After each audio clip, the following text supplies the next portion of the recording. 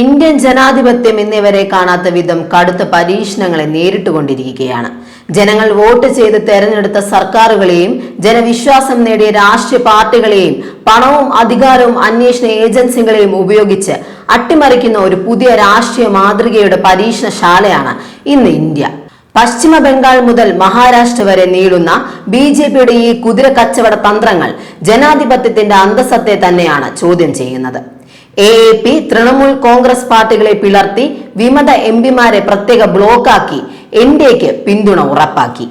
മഹാരാഷ്ട്രയിൽ ശിവസേന ഉദ്ധവ് താക്കറെ വിഭാഗത്തെ പിളർത്താനുള്ള നീക്കം സജീവം. കോൺഗ്രസിലെയും സമാജ്വാദി പാർട്ടിയിലെയും RJDയിലെയും നിരവധി MPമാരെയും BJP ഉന്നമിടുന്നുണ്ട്.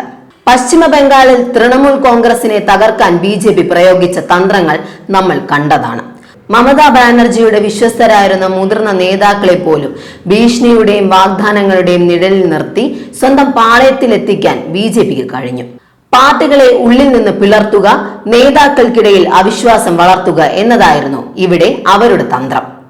എന്നാൽ ഇതിലും ഭീകരമായ ജനാധിപത്യ അട്ടിമറിക്കാണ് മഹാരാഷ്ട്ര സാക്ഷ്യം വഹിച്ചത്. ജനങ്ങൾ തെരഞ്ഞെടുത്ത മഹാവികാസ് അഘാഡി സഖ്യത്തെ തകർക്കാൻ ശിവസേനയെയും NCPയെയും BJP പാടെ പിളർത്തി. ബാലസാഹേബ് താക്കറെ കെട്ടിപ്പടുത്ത ശിവസേനയുടെ ചിഹ്നവും പേരും പോലും വിമതർക്ക് ദാനമായി നൽകാൻ കേന്ദ്രാധികാരത്തിന് കഴിഞ്ഞു. ലോക്സഭയിൽ ശിവസേന UBTക്ക് 9 MPമാരാണുള്ളത്. ഇതിൽ അരവിന്ദ് സാവന്ത്, അനിൽ ദേശായി, രാജ്ഭർ വാജെ എന്നിവരൊഴികെയുള്ള MPമാർ പുതിയ ഗ്രൂപ്പിൽ ചേർന്നതായാണ് റിപ്പോർട്ടുകൾ. എന്നാൽ വിമത MPമാർ രൂപീകരിച്ച ഒരു ഗ്രൂപ്പിനും അംഗീകാരം നൽകരുതെന്ന് ആവശ്യപ്പെട്ട് സഞ്ജയ് റൌട്ട്, അരവിന്ദ് സാവന്ത്, അനിൽ ദേശായി എന്നിവരടങ്ങുന്ന മുതിർന്ന UBT നേതാക്കൾ സ്പീക്കറെ കണ്ടു. തങ്ങളുടെ രാഷ്ട്രീയ താല്പര്യങ്ങൾക്ക് വേണ്ടി ഏത് പ്രാദേശിക പാർട്ടിയും വിഴുങ്ങാൻ മടിയില്ലാത്ത ഒരു അധികാര കേന്ദ്രമായി BJP മാറി എന്നതിന്റെ തെളിവായിരുന്നു മഹാരാഷ്ട്ര.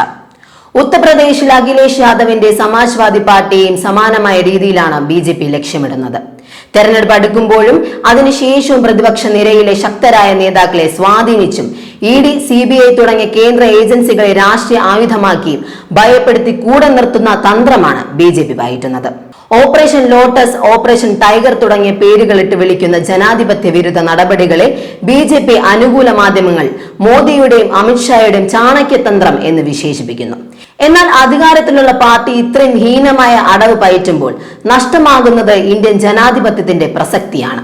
ഭരണഘടനയുടെ 368 അനുച്ഛേദ പ്രകാരം ഭരണഘടനാ ഭേദഗതികൾ പാസാക്കണമെങ്കിൽ ഇരു സഭകളിലും 2/3 ഭൂരിപക്ഷം ആവശ്യമുണ്ട്. വനിതാ സംവരണത്തിന്റെ മറവിൽ തികച്ചും ഏകപക്ഷീയമായ രീതിയിൽ മണ്ഡല പുനർനിർണയം നടത്താനുള്ള കേന്ദ്ര സർക്കാരിന്റെ നീക്കം ലോക്സഭയിൽ 3/2 ഭൂരിപക്ഷം ഇല്ലാത്തതിനെ തുടർന്ന് പരാജയപ്പെട്ടിരുന്നു. ഇതിനെ തുടർന്നാണ് ഇരു സഭകളിലും ഭൂരിപക്ഷം ഉറപ്പാക്കാൻ BJP കുതിര കച്ചവടം സജീവമാക്കിയത്. ഇവിടെയാണ് നമ്മൾ ചിന്തിക്കേണ്ടത്. കോടിക്കണക്കിന് രൂപ ഒഴുക്കി ജനവിധിയെ വിലക്കെടുക്കുന്ന ഈ റിസോർട്ട് രാഷ്ട്രീയം യഥാർത്ഥ ജനാധിപത്യമാണോ? വോട്ട് ചെയ്യുന്ന ജനങ്ങളോടുള്ള വെല്ലുവിളിയല്ലേ ഇത്? പ്രതിപക്ഷമില്ലാത്ത ഒരു ഇന്ത്യ സൃഷ്ടിക്കാനുള്ള BJPയുടെ ഈ ചാക്കിലാക്കൽ തന്ത്രം ഇന്ത്യൻ ഭരണഘടനയ്ക്കും ജനാധിപത്യത്തിന്റെ ഭാവിക്കും ഏൽപ്പിക്കുന്ന ആഘാതം ചെറുതല്ല.